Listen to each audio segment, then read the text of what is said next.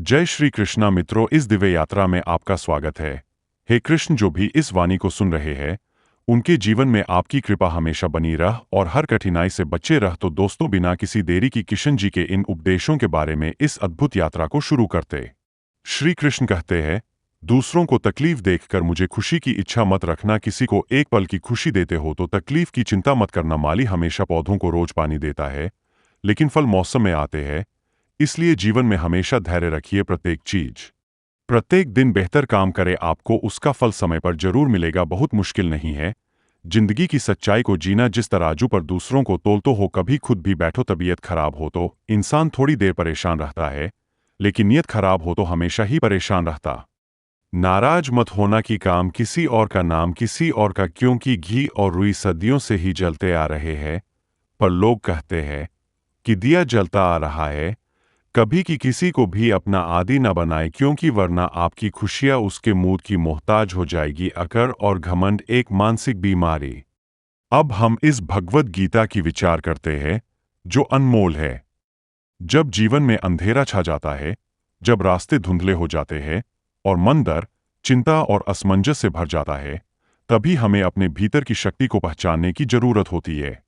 कृष्ण जी ने हमें यही सिखाया है कि जीवन एक युद्ध है और इस युद्ध में जीत उसी की होती है जो अपने कर्तव्य को समझकर बिना डर और बिना मोह के आगे बढ़ता है।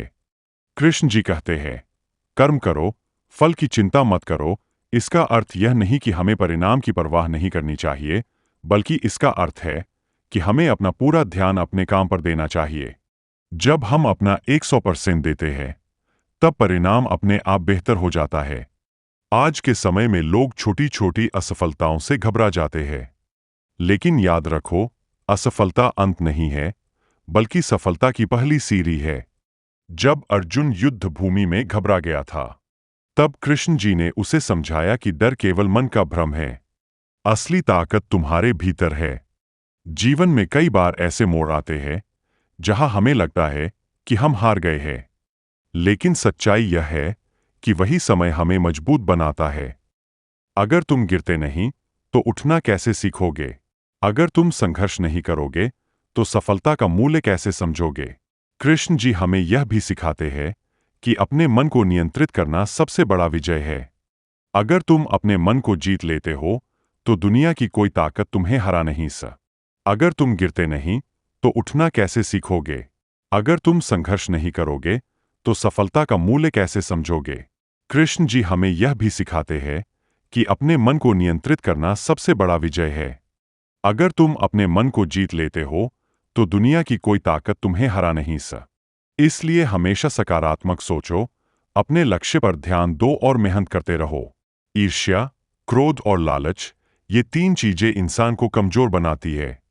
इनसे दूर रहो और अपने अंदर प्रेम, धैर्य और आत्मविश्वास को बढ़ाओ। जब तुम्हारा मन शांत होगा, तब तुम्हारा निर्णय भी सही होगा। याद रखो, हर इंसान के जीवन में मुश्किलें आती है, लेकिन जो इंसान उन मुश्किलों का सामना करता है, वही असली विजेता बनता है। अपने आप पर विश्वास रखो, क्योंकि भगवान भी उसी का साथ देते हैं जो खुद पर विश्वास करता है। तो उठो, जागो और अपने लक्ष्य की ओर बढ़ो। डर को अपने ऊपर हावी मत होने दो। मेहनत करो, सच्चाई के रास्ते पर चलो और अपने कर्तव्य को निभाओ। यही कृष्ण जी का संदेश है और यही सफलता का असली मार्ग है।